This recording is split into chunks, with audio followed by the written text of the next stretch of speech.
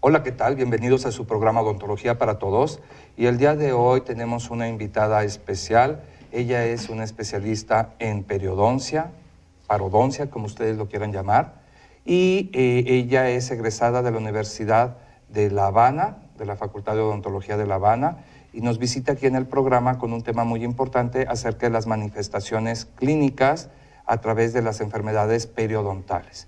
Y ahorita vamos a ver qué es todo esto, y para ello les quiero presentar a nuestra invitada, la doctora Dolores Morales Ruano. Bienvenida, doctora, al programa. Muchas gracias. Hola, ¿qué tal a todos? Mucho gusto, me da mucho gusto, la verdad, poder estar aquí con ustedes y poderle platicar un poquitito acerca de lo que es la periodoncia. Pues la verdad es que es una especialidad, un campo de la odontología muy bonito, en donde la mayoría de las personas a veces no saben o no sabemos distinguir entre cuáles son las especialidades que tenemos en la odontología. Y una de ellas, pues, es precisamente tu especialidad, la especialidad en periodoncia. Me gustaría que comenzáramos explicando a las personas qué son las enfermedades periodontales. Ok, las enfermedades periodontales no son más que aquellas que afectan los tejidos que protegen y sostienen al diente. Entonces, de cierta manera, pues prácticamente se está afectando tanto la encía, por fuera, lo que se ve, y la parte de adentro, el soporte de los dientes, que es el hueso, ligamento, cemento radicular, y los tipos de encías que tenemos por fuera. Porque existen varios tipos de encía, ¿verdad? Exactamente. Hay, ¿cómo le llaman? ¿Biotipos? ¿O cómo los biotipos periodontales también. ¿Nos podrías decir algo de los biotipos? ¿Cuántos biotipos podemos llegar a tener los seres humanos? Pueden tener un biotipo periodontal fino, pueden tener un biotipo periodontal grueso. Es decir, varía de un organismo, de un ser humano a otro, como, por así decirlo, una persona que tenga un poquito más de pelo que otro, pues es completamente diferente de una persona a otra.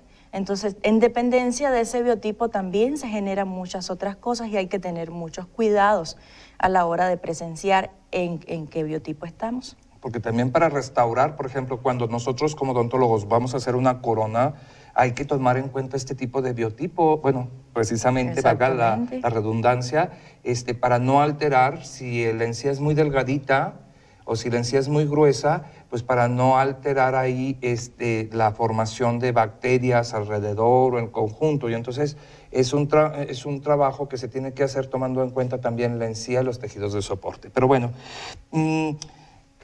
muchas personas, fíjate, que se preguntan si se puede contagiar de un familiar a otro las enfermedades periodontales. ¿Qué les puedes decir? La enfermedad periodontal no es contagiosa, pero sí es transmisible.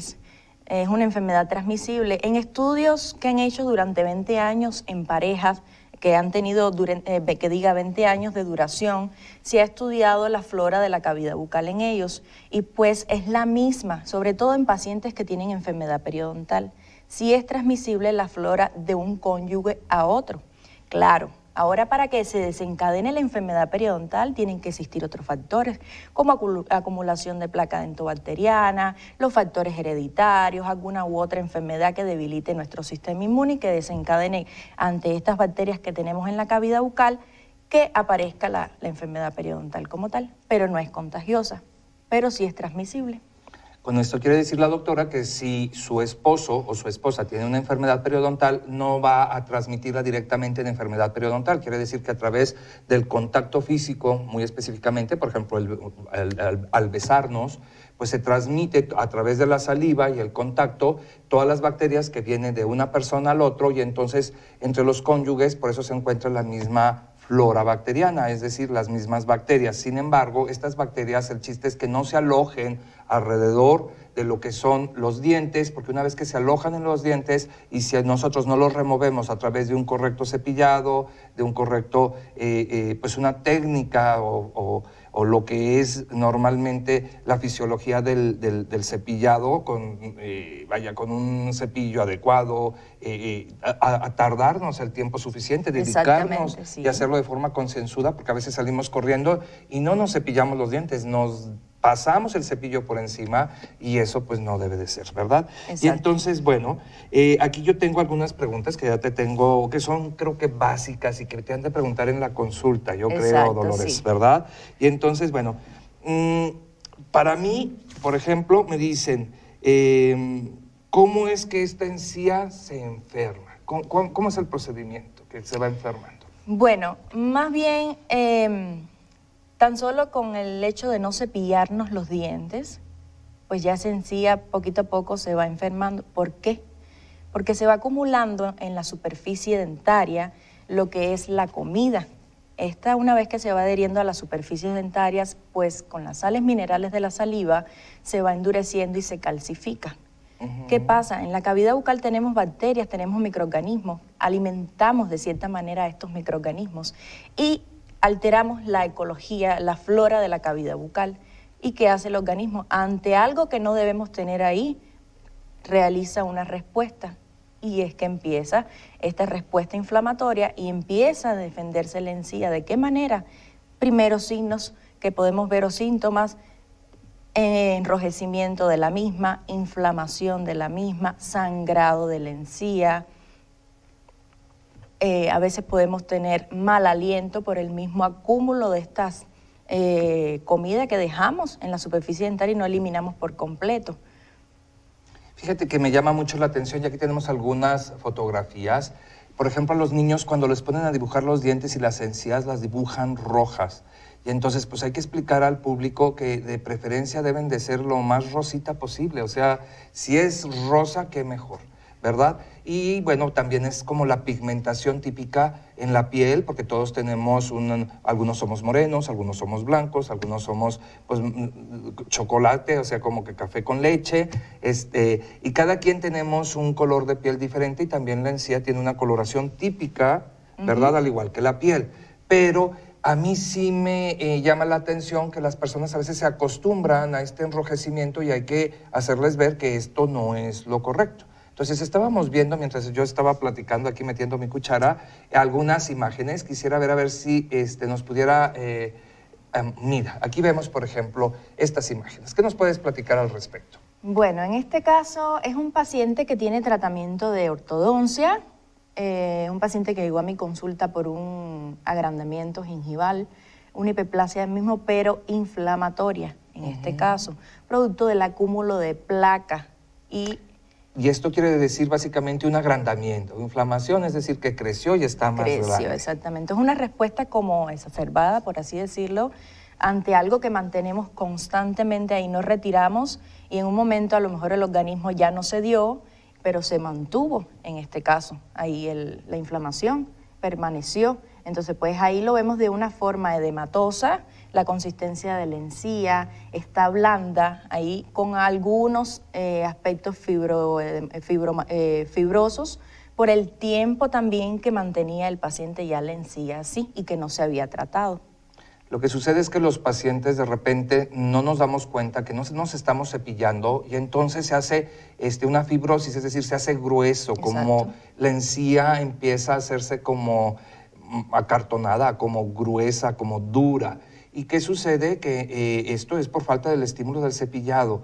Algunas personas, ¿sabes qué sucede? Yo como ortodoncista siempre les recomiendo mucho, cepíllense el contorno alrededor de los brackets, porque los brackets tienden a acumular, y más si son brackets grandes, tienden a acumular restos alimenticios. Y entonces si el paciente se cepilla como normalmente lo hacemos, o sea, así como de entrada por salida rapidísimo, no removemos el resto de los alimentos que se quedan ahí, se van acumulando, y estas bacterias que tú dices que con los minerales y todo, se forma algo que normalmente le llaman las personas sarro, pero que nosotros le llamamos de una forma más específica cálculo, ¿verdad? Exacto. Y estos cálculos que se forman, que son como piedras alrededor, pues a veces ya se ven de forma física, pero esta manifestación en sí fue un crecimiento de encía que bien se puede evitar con una técnica de cepillado a tiempo.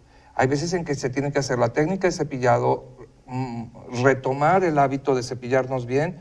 ¿Y aquí tuviste que remover encía o solamente con la corrección del cepillado? Pues en este caso siempre se indica, es como Lo primero que hacemos todos los periodoncistas, una primera fase de tratamiento periodontal que lleva todo paciente que trae una enfermedad periodontal, que son limpiezas normales y profundas, la indicación, educación y motivación para la salud en el paciente, explicarle lo que presenta la enfermedad que trae, y el cepillado, que es muy importante, y los controles de placa, para tratar de mantener la salud en boca y tratar de que no suceda lo mismo que le pasó al paciente, porque esto tiende a recidivar. Si el paciente no mantiene su higiene bucal como debe ser, la encía regresa al estado como estaba. Entonces, pues muy importante sobre todo educar al paciente y indicarle cómo debe ser el cepillado. Un simple cepillado nos ayuda muchísimo para que todo mejore y para evitar problemas periodontales. Entonces eso es fundamental. Yo prácticamente le digo a mis pacientes que un 80% del tratamiento es de ellos y yo hago un 20%. Yo digo que el cepillado aleja al especialista en periodoncia. Sí, ¿verdad? así es. Pero bueno, vamos a continuar, y estábamos en que estos pacientes que normalmente pueden evitar ir a tu consulta, por ejemplo, con un especialista en periodoncia, si normalmente nos tomáramos el tiempo de cepillarnos de una forma correcta. ¿Cuál es la forma correcta de cepillarnos? La forma correcta realmente es de la encía al diente. ¿De la encía al diente, de esta forma, de esta manera. Realmente el tipo de cepillado que le indicamos al paciente es un Steelman modificado, que es a 45 grados. Pero siempre le digo, depende, el paciente a veces tiene muchas formas de cepillarse.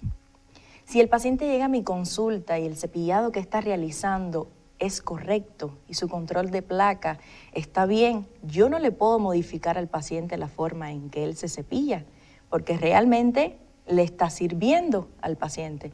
Entonces, pues tratar de modificar un poquitito a lo mejor el hábito que él tiene con el cepillado, pero no le puedo cambiar si es correctamente la forma en que lo hace. Entonces también checar de qué forma lo está realizando el paciente, el cepillado, y para eso están los controles de placa, que son muy importantes a la hora de tratar a los pacientes y sobre todo en la primera fase de tratamiento periodontal.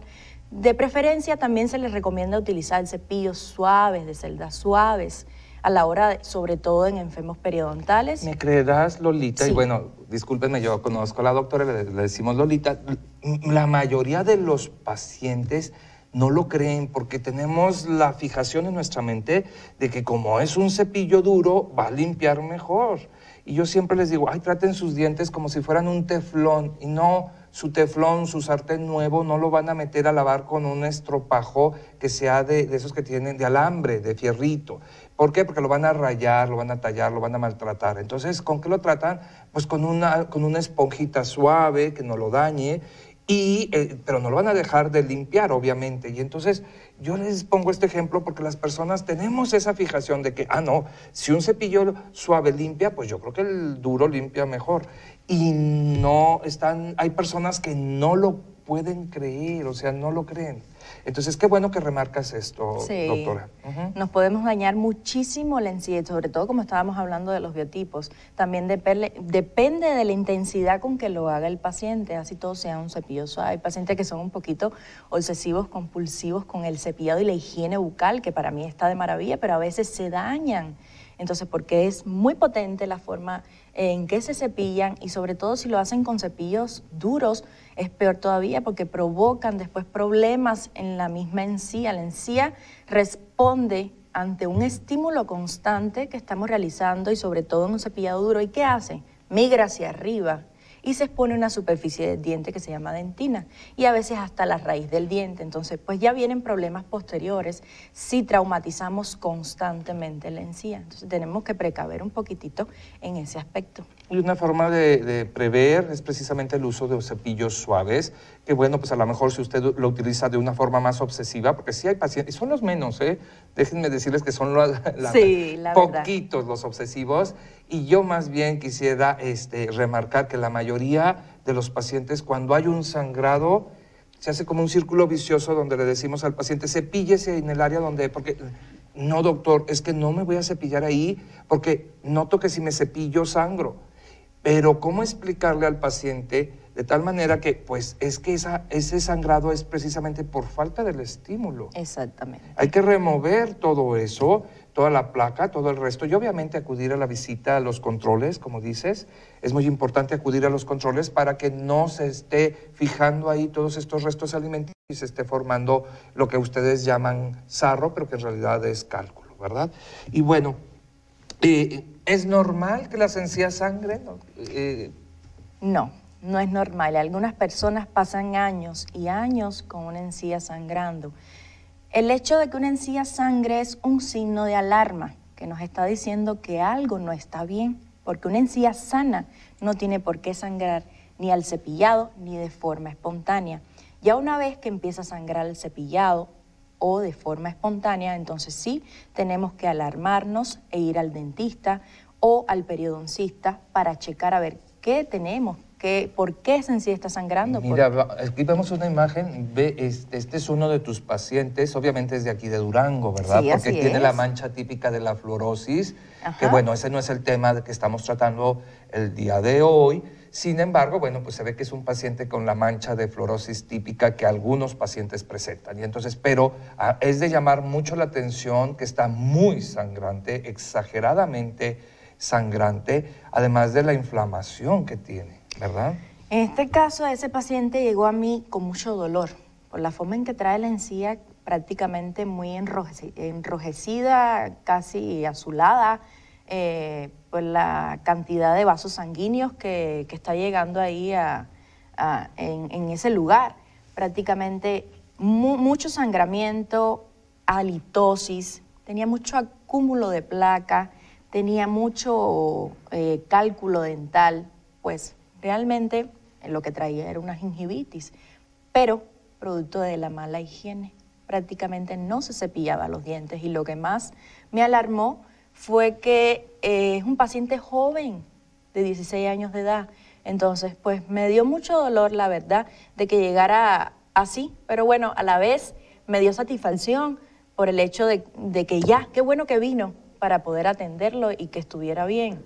¿Sabes que los pacientes jóvenes normalmente cuando responden a estos tipos de tratamientos y ya una vez que les formas el hábito de una buena higiene, entonces si lo mantienen el resto de su vida, permanecen sus dientes mucho tiempo en boca? Exacto. Sin embargo, bueno, a veces es más difícil con pacientes adultos donde, pues, si desde chicos no se les dio esa instrucción, a veces es más difícil y siento que son los que recidivan más. O sea, de repente van al tratamiento de periodontal, lo hacen bien, se empiezan a cepillar 6 meses, 1 año, y de repente entran en una zona de confort donde si no van a sus controles, si no acuden a sus revisiones periódicas, pues van a regresar.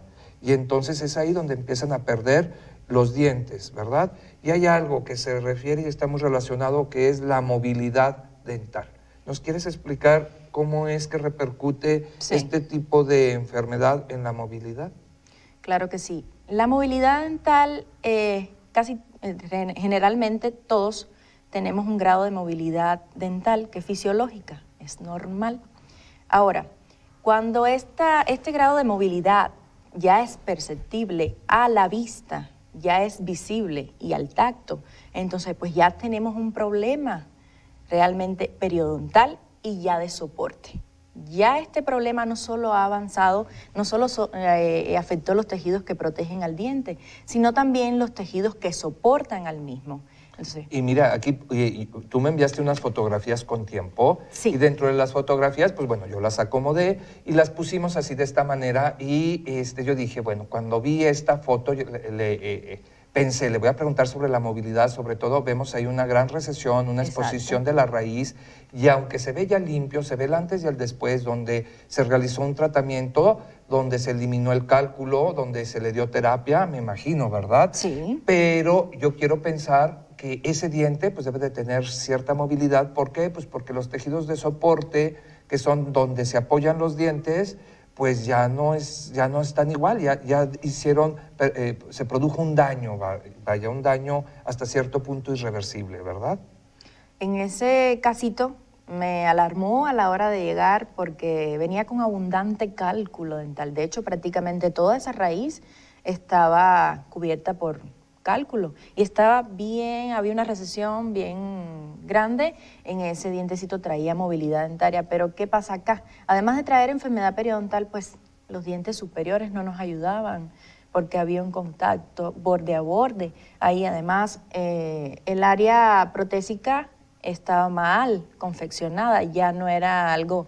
No eran provisionales, Lolita. Mira, yo la verdad es que veo los dientes y quiero explicarles al público que hay dientes que se hacen de forma provisional, que son de plástico. Vaya, nosotros los llamamos de acrílico. Exacto. O de un material plástico, y ese material plástico atrae muchas bacterias. Entonces es mejor utilizar materiales permanentes, cerámicos, que bueno, existen muchos materiales cerámicos, entre ellos la porcelana, por decir algo, que las bacterias resbalan un poco más, que son más, digamos, lo hacen un poco impermeable a las bacterias y al acúmulo de ellas, y entonces algunos pacientes ya no regresan a colocarse los trabajos. Exacto. Y es por eso que también esto, yo no sé, yo cuando lo vi dije, bueno, este trabajo parece ser un provisional, ¿verdad? Entonces, los contactos borde a borde que se menciona la doctora, es aquellos contactos donde incide o los bordes están de una manera un poco traumática o agresiva. Exacto.